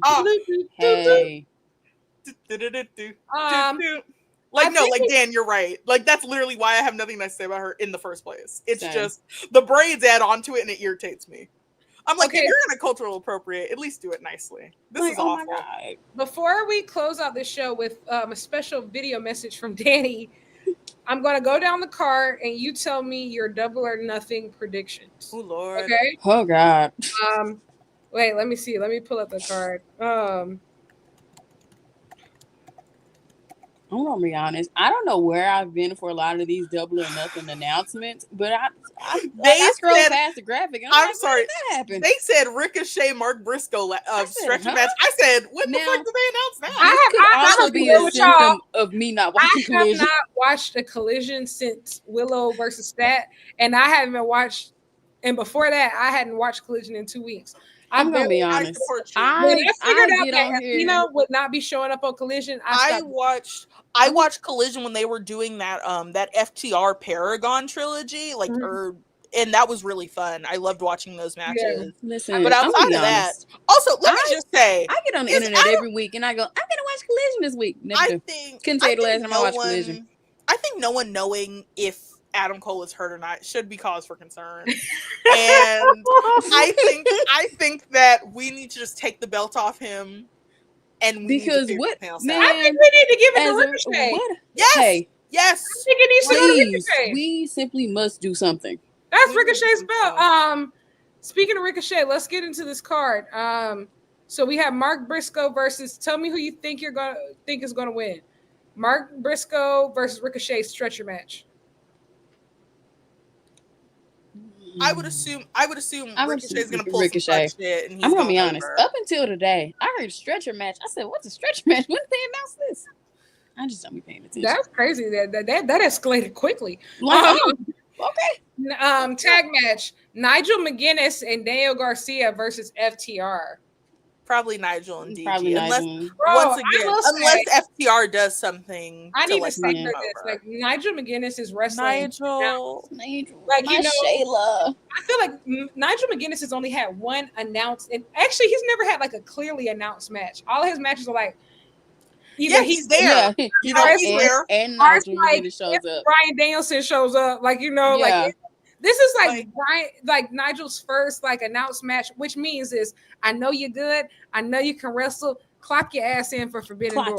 Lock the fuck in, Nigel. And I think that's why they're doing this. I need you to fight Zach kind of so people stop having these dumbass ideas for Zach to main event so Forbidden Door. I'm so sorry. Like, you know, I truly do. I'm being honest. I see some people's Forbidden Door predictions. Being like, this is what I want, and I just gotta let out a sigh. Like, I think I forgot someone was like Ospreay versus Zack Sabre-Jr. They said I feel like Ospreay versus Gabe will really embody everything. Please, shut up. You sound stupid. Please stop, God. Words. Like the words are coming out. I don't believe. No. Like, oh my God. Unfortunately, everybody also, can have Dan, Nigel versus Lee Moriarty was very good. I actually really was very good. I was really for that. That was really good. Oh. Nigel and Daniel, I would go with I don't know. I want Nigel to win, but I feel like FTR has something in their pocket. Like they have something in their back pocket. Just like I also thought Mark Briscoe. No, I feel like Ricochet wins the other one. Hurt Syndicate versus Sons of Texas for the World Tag Team Champion. Hurt Syndicate better win. Not every match can be a banger, unfortunately. Yeah. We need a cool down match after Anarchy Arena. So respect. They're gonna do a really long segment where MJF gets sucker punched by Bobby Lashley, and we pull that in All In. Exactly. They're gonna be like, "What the fuck do you think you signed? You didn't read that contract?" And it's gonna be very funny. We have what? We have Kazuchika Okada versus Speedball Bailey for the AEW Continental Championship. I think this is actually going to be one. Could steal the show. Match of the night. I'm going to be honest. If you ask me what I'm most excited about, on paper, match of the night. Yeah, I think obviously Okada wins, but I think this is going to be one of the best matches. The match is going to be great. I'm actually genuinely excited for it. Tony Storm versus Mina Shirakawa. I think Tony wins. Tony. But I don't know. I want them to show me something with this match. Like me too. I want to see. My thing is, I'm not satisfied anymore with having a good match. I want to see great. I want to see great. Inspire me. Show me something. I think if they work stiff, this match could be especially like Tony's been on such a run lately. So like, I need you to live up to it, man. And Mina, like I think Tony's had good outings, so I think that this could be really good. Yeah. I'm not concerned about this match in any way, shape, or form. You got to show me something new, show me something fun, something exciting. Especially with Mariah not being involved. So like, I'm interested to see like what they build on their own. Because there's not going to be any interference. It's just going to be them in there, and so it's like work stiff, be brutal. Hey, someone kind of got to run the blade. I want to see a little bit of blood during this match. Absolutely. Just a little bit. Yeah. Mercedes Moné versus Jamie Hayter, women's tournament final. I think Mercedes wins. I think Mercedes is going over, and I do too. I do too. Because, like, unfortunately, I feel like they missed the window for Jamie Tony by a year. Like, that's also true. They haven't even mentioned. They haven't even mentioned why Jamie even they haven't even mentioned.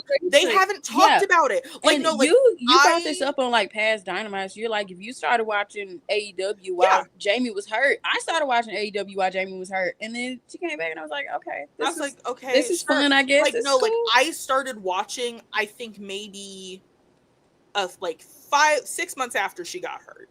Mm-hmm. I didn't know who that lady was.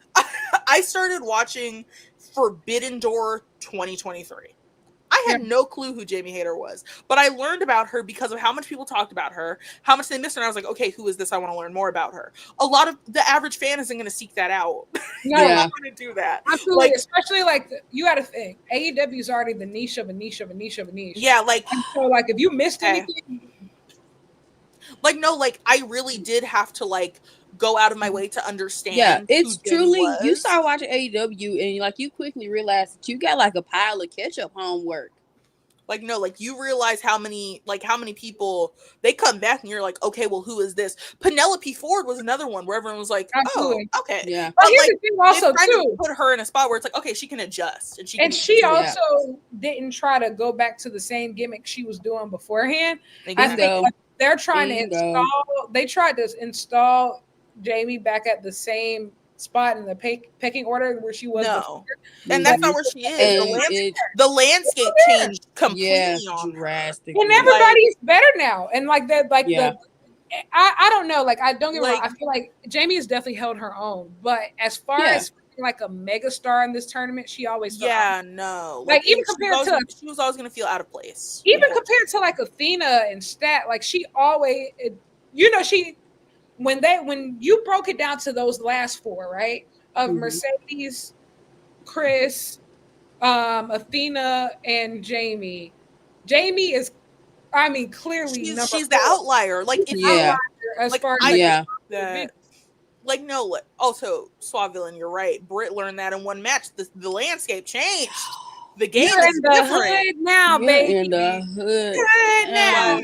It's really like you come back, you gotta show up and show out. Yeah, or you get like lost in the show. And it's like I think you gotta be willing to adapt. Like, you gotta be willing. I think Mercedes learned that. Yeah, Mercedes absolutely learned that. She realized, it's like Mercedes kind of would never do that because you can tell how much she does like want to prove herself on this run, not just be like, I'm Sasha Banks, but different. You can tell how much she wants to prove herself, that she was never just going to coast on her success in WWE. Yeah.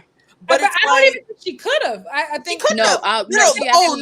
She would have flayed her alive if she would have thought about trying. Out of water. And I think that's what Saraya tried to do. I think the thing is, I think there was a perception, we've talked about it on the show a long time. It's just like there was a perception for the longest time of just that, like anybody that came over WWE from WWE would essentially be helping this women's division, and like these girls need it.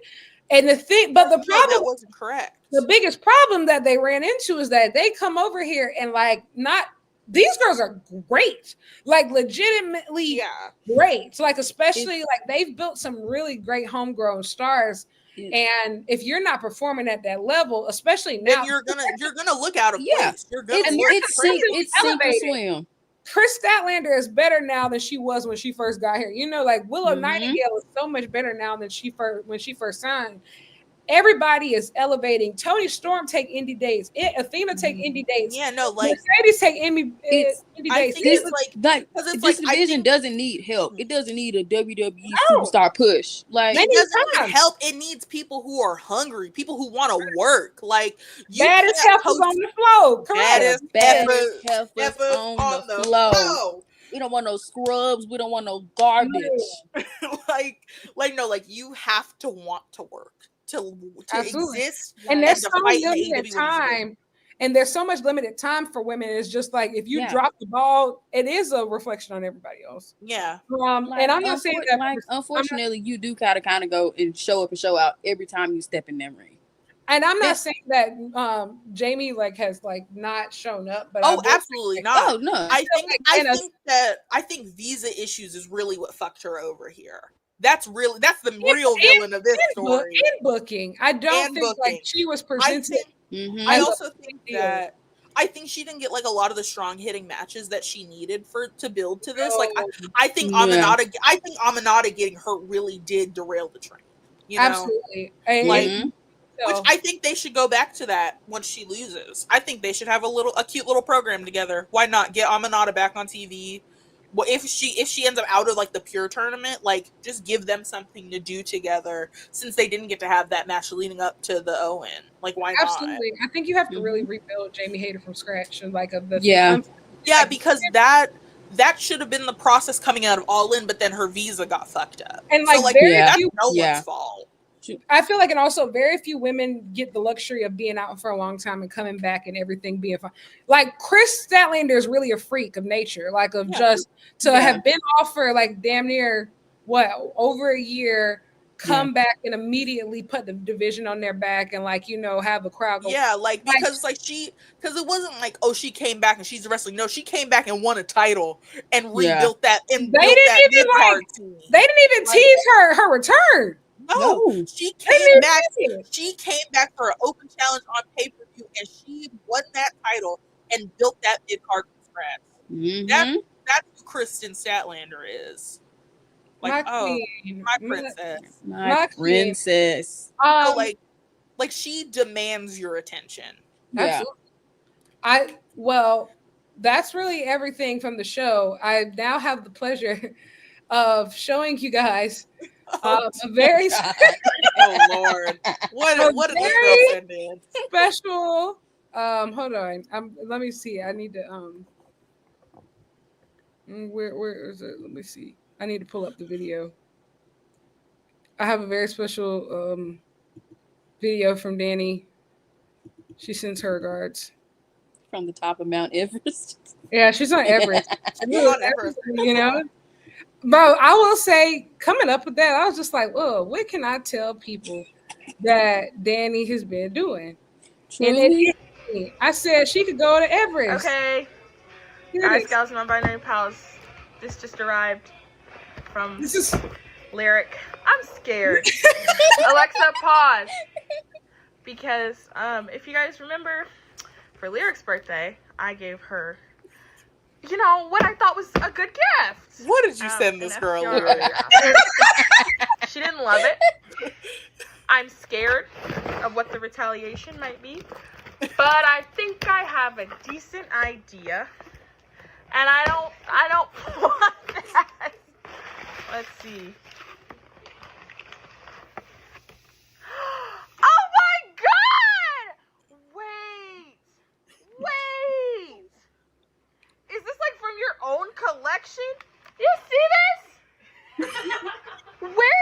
What corners of the internet did you scour? Where did you get that? Where did you get that? There's more. But this is a good gift, and I feel bad because Japanese Amazon. Like, oh, it's gonna be bad. But there is more. There's a note. Alexa, stop. Aww. There's a very nice note that I'm not gonna read to you guys because it's for me.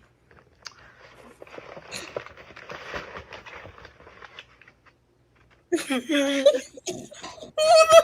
that? Is that a Chris Jericho figure? You're sick! You're a sick lady!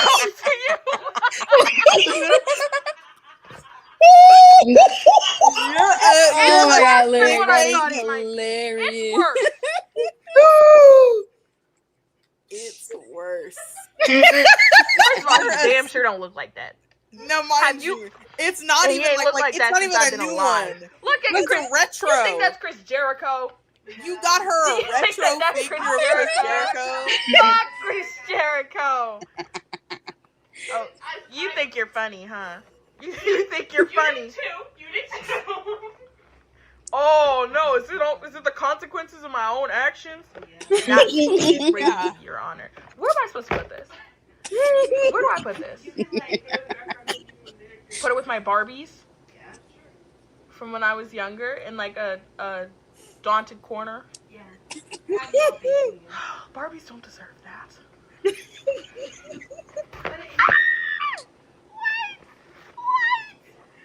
Wait.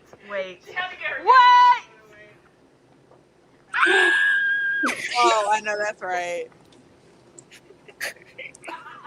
I thought she was kidding. I was kidding, Your Honor. I'm being so normal about this. I'm being literally so normal about this. This video's been 3 minutes long. Oh my god. Should I put this in my office?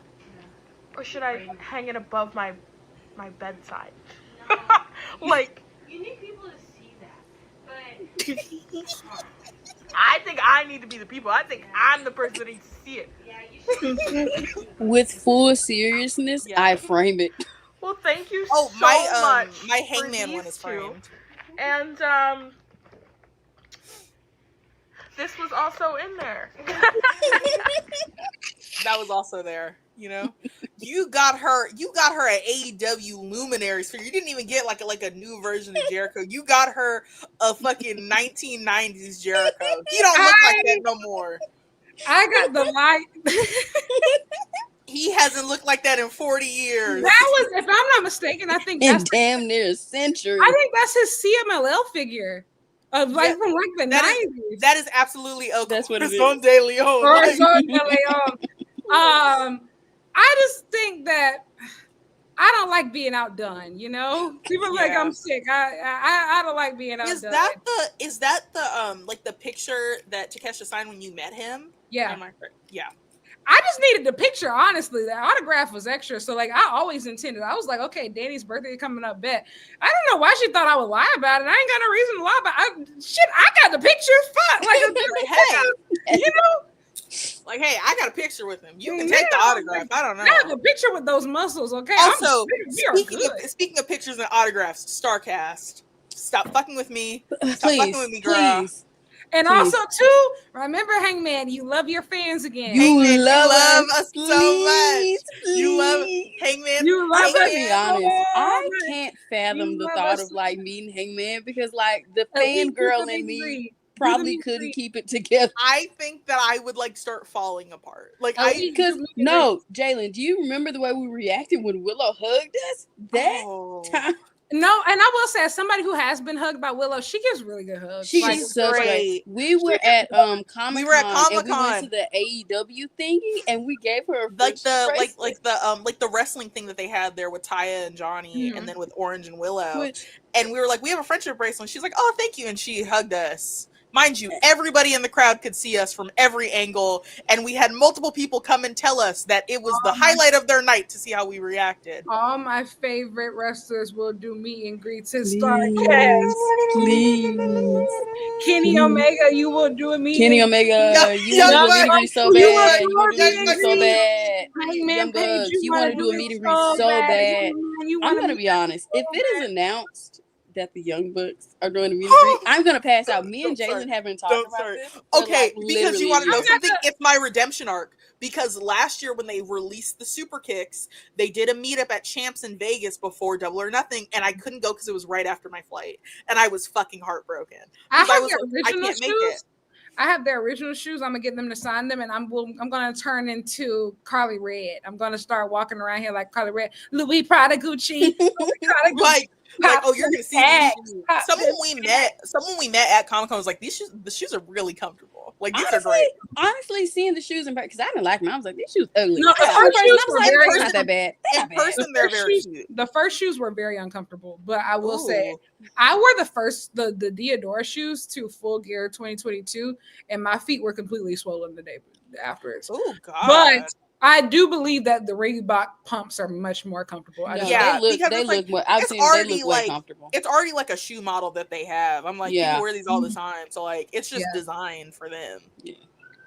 But yes, everybody, all of you want to do meet and greets. So the elite, you want to do a meet and greet. You want to do a meet and greet so bad. Listen, I need to hand Matt Jackson a friendship bracelet. Matt Jackson. Like, no, you're getting this Eevee Princess bracelet, and you will like it. Hey, I've started making my friendship bracelets for All In. Yeah, everybody should be scared of the amount of bracelets that I'm bringing. 2 weeks ago, and I'm like, how long are y'all staying? Well, I mean, maybe we shouldn't talk about this. We're just gonna be there. We're getting there like super early Friday. Yeah. Oh, okay. So we have to figure out where to put our bags because the Airbnb said it's $40 more to check in early. But maybe they have drop off at least. I would assume the Sheraton. Oh, they don't. We asked. They said no luggage drop off. So I'm like, we might just have to ask the Sheraton, like call the day before and be like, hey, we're gonna be there all day for an event. Can we just drop our bags off? We're getting there crazy early. I get there at 5 a.m.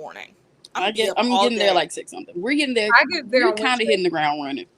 Yeah, I get there on Wednesday. So. Ooh. But also too, like my friends from college lived in Dallas, so like I'm not just there for wrestling. Like I'm actually. See, that's the thing. We're not staying in Dallas. We're in Arlington. Like actually. Oh, that makes sense. Are we in Arlington? I don't know. We're in Arlington. Oh my god. Technically, not even in Arlington. We're in Irving, which is like 10 minutes from. No, we aren't. We're not in Dallas. Some special dude. Okay, we're gonna discuss this afterwards. We'll figure this out. We're gonna see. Y'all are about to see Chloe and Jaylyn go back and forth. Like, where the fuck are we staying? Like, what fucking city are we? Because mind you, we're not in Arlington. We're not in Dallas officially. We're like in between the two of them. There's like maybe I don't know. I'm gonna be honest. The configuration of like Fort Worth. I was about to say that I went to Arlington Final Battle 2022, and like there's so many side towns. Like there's Garland, there's I'm Arlington, deeply there's confused. Plano, there's Plano, There's so much going on, and it's overwhelming. There's Dallas, there's Fort Worth. There's a lot. So honestly, wherever you land is wherever the fuck you land. Also, I'm gonna put this idea out here now. They should do late night Dynamite in Dallas. I think that'd be so cunt. I just think it'd be so fun because I was like, well, they're gonna do Dynamite 300 like the week before, and they're doing that in California. So why not? Like hell yeah! But I'm like, y'all should do late night Dynamite in Texas. Get the people amped. Get the people ready.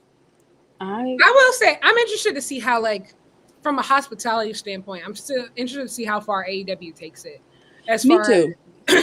Because I went to All In the first show in Wembley, and I was just like, there's no way you brought all these people here and you have such limited fan experiences. And so, like, hopefully, I need them to lock the fuck in, because RJ making that joke of like, oh, me and Renee are gonna do like a brunch show. You need to do that. Then do it. Like, oh my God, I'd be there. Listen, go talk to your boss. Bring your baddest bitch out. Bring your brunch connoisseur. I love brunch. We heart brunch. Like, bon appetit. And I think also too, like, the girls need a place to congregate. I've even thought about like doing something. We'll see. It depends on if Dani comes. I'm not a part of AEW Heels, but like I think AEW Heels needs to start planning something now, like something fun for everyone. It's just for their their members though. I used to be a heel. Yeah, no, because I'm not an AEW Heels member. Yeah, I'm like, y'all should do something for your members, because I haven't because a lot of their members follow me, so I'm like, y'all kind of got to start making some shit. I kind of got locked. They do stuff for every paper. They do stuff for every paper. Yeah. They just only do it for their members. Their members, and it's very interesting because I'm gonna be honest. Like, the reason why I'm not in Heels, I only did it like for years because, even though it's a group of wrestling fans, like, they're not really talking about wrestling, which is fine or anything, but it's also too of just like, especially for like our demographic, I'm not even talking about like racially, but like age wise, it's I sometimes I think, I talk to Jaylyn about this all the time. I'm like, we exist in such a niche, a small niche of a niche of a niche of a niche of a niche. Like, oh my God! Every time I find another one, I'm like, oh my God, you like this too? Like, I genuinely believe that a lot of my mutuals do not realize how young I am. I think they do. I think it's just the thing is like it's so few of us who actually exist. Like Gen Z Black women is such a small part, and who watch AEW, because like I can't even say wrestling fans, because like we're segregated of like based off what we watch. I'm just like it's such a small group of us. It's growing though. Like it's grown. Time, but like, and truly, like, I'll give this to you and Dani. Like, the reason like me and Jaylyn got serious about starting our podcast was because we was tuning in every week. We were like, oh my God. Yeah.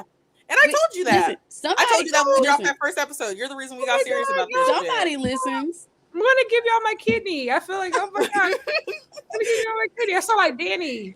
Oh. Yeah, I kind of gotta give up my kidney. Fine. Oh my God. Speaking of your podcast, before we head out, anything you would like to plug on your way out? Where can people find you? Deeply Unserious Wrestling Podcast. We will be recording tomorrow. We haven't recorded in a month. Ignore the fact that we haven't posted for a month. It got kind of busy. I don't know. Yeah, we had stuff to do. That Creole lady had to see us. I don't know. This summer we're turning the wigs around because neither one of us are gonna be that busy. I'm out of school. All I'll have is work. So like, I mean, we're expecting more from us.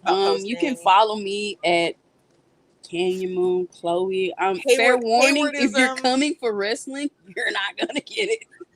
I'm gonna tell you right now, I get my posts off every once in a while. I occasionally participate in discourse, but I defended Toni Storm saying she was queer, and I got a lot of weird niggas in my mentions, so I'm not doing that anymore. Let me just say, the reason I stand by this. I don't want my account to blow up and a lot of wrestling fans to follow me, because I see how they are in Jaylyn's comments. Oh, God. You're not going to get on my account talking me crazy. The comments on that Toni Storm tweet, I wouldn't wish that on my worst enemy. As somebody who regularly gets the weirdest comments, I don't blame you. Like, I was like, is this not a crazy thing to say to someone? Like, no, it is. They don't care out here. They are rude, misogynistic, and God forbid they realize you're black.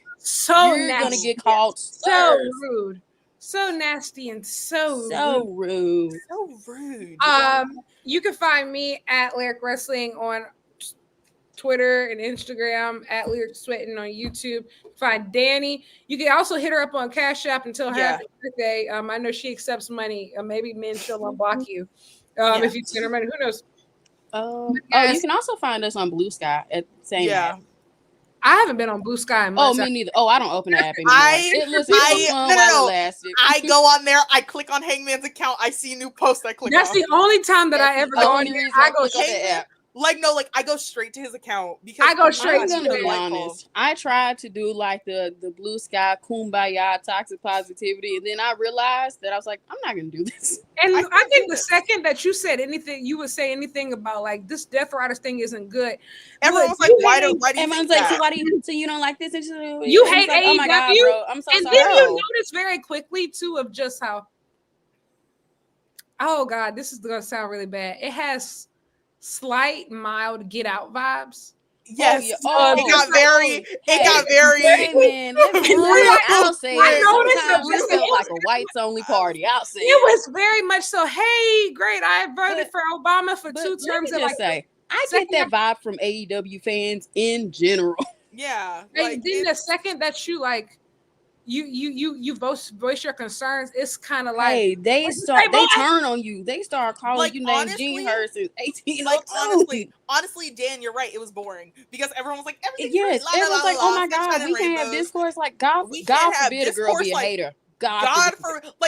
Unfortunately, I've said it before, discourse is healthy. Discourse is a way that you show that you're personally engaging with the product you're watching. And I think the urge to have everybody like, we're going to stick our head in the sand and we're not going to say anything bad about this is wrong. That's you have to be able to critically engage with things you like. I think the worst part was like everyone being like, well, everything's fine, and then doing like in-depth character analysis on a wrestler where it's like you're like everything's fine, but it's not. Like everything you've said here is so in-depth compared to what's being shown to you. You're just gonna sit up there and scoop that slop while you have all these beautiful ideas of what this could be. Like, I think also too, it wasn't even just wrestling too. It's like on everything. Like we have people.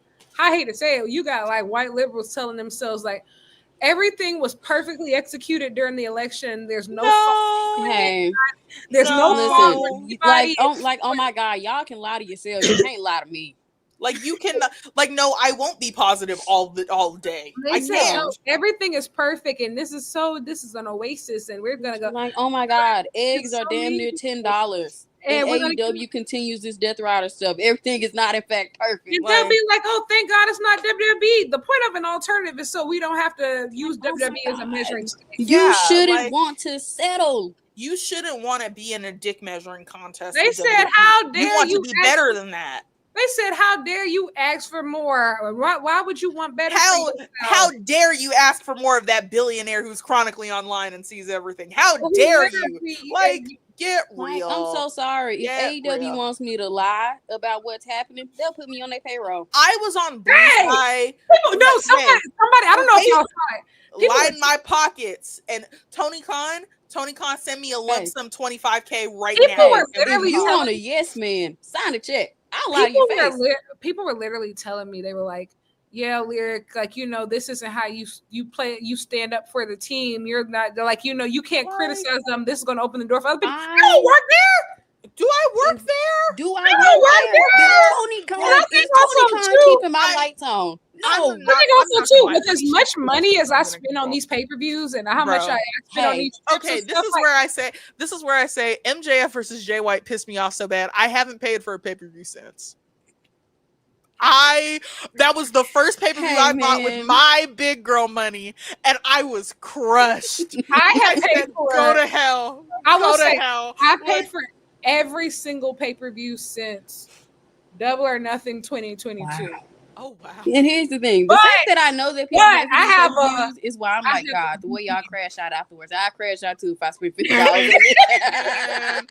Like, no. I'm sorry, I paid that $50 and I sat there and watched it and said, so that wasn't good. But I will say though, I don't pay $50. So like that's also. But here's the thing: I'm also always willing to go to a live show. I'll fly out for a pay-per-view. I don't know, man. It gotta balance it out. I think that's why it's always like it's a fun weekend to have. It's just like a good vacation. That's why I get so frustrated because you will tell fans who are actually using their PTO, using their hard-earned money. People who really travel. Here's the Like, thing.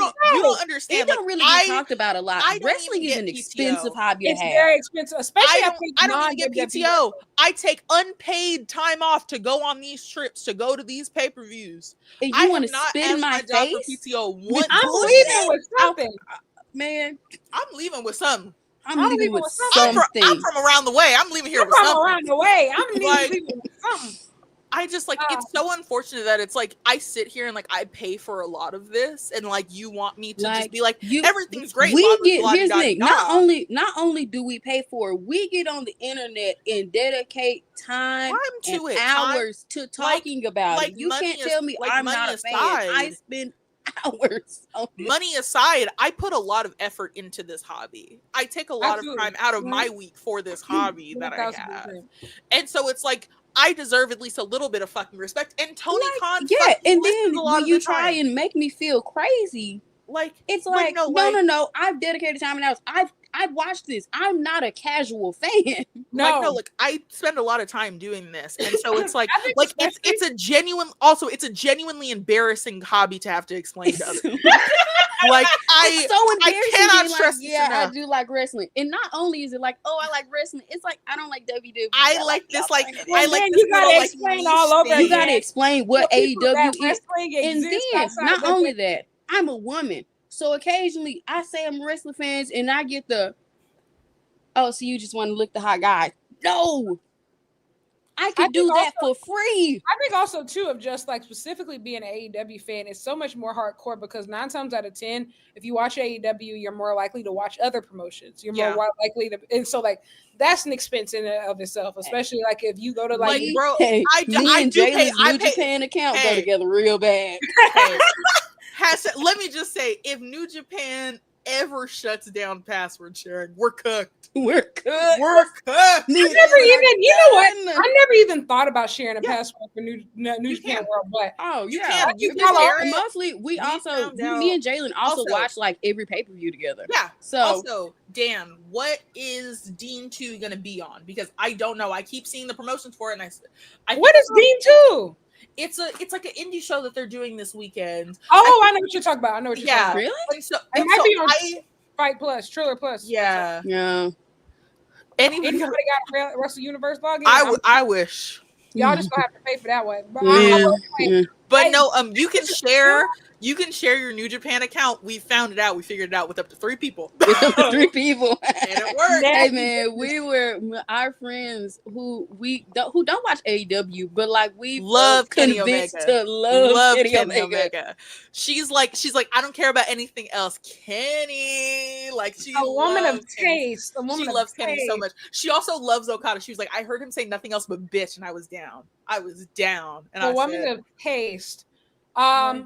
All right, folks, this 12:15, at least for me. You kind of got to wrap this up because me and Jaylyn will, and do talk for hours. Yes, well, I mean, you guys have seen us talk for hours on this show, so like, don't be. Oh, it's gonna be on YouTube for free. Okay. Oh, really? I'll be there. Oh, that's dope. On the Ring of Honor channel for free this Sunday. We will be there. Hologram and Blue Panther are going to be on that show. That's what I saw of it. What? Blue Panther was the last person announced for the Cybernetico. That's what I saw. They said Blue Panther and Hologram. I said I'm there. I'm there. They're scared of how seated I am because I kept seeing Dean wrestling and then Ring of Honor, and I was like, okay, well, where are they going to show this? On YouTube, apparently. I will be there. I don't have shit else to really watch this weekend. Why not? Thank you both so much. Like, this was so much fun. I know Dani's still gonna be so great. She's actually really sad that she wasn't here, but oh well. Have fun having your birthday. That means we just got to come back again when Dani's here. We have to do a 4-person episode. We'll figure it out. Absolutely. We'll definitely do it. Yeah, I was gonna say I don't have any closing thoughts, but thank you all for supporting the Dynamite book. You've been so gracious, really helping us get the views up. We're having a lot of fun. Road to Double or Nothing. I know I'm going to All In. I booked my tickets. My flight. I'm buying my flight for everything. Unfortunately, I will be in the building. Unfortunately, this trip is fully paid for on my end. I lucked out when, like I said, I don't have to pay for housing, and then too, I was able to pay for my flight there in miles, so I only had to pay for the return flight. So I ended up really lucking out as far as like costs for this trip. So that I think that's so why I'm going to stay like the full.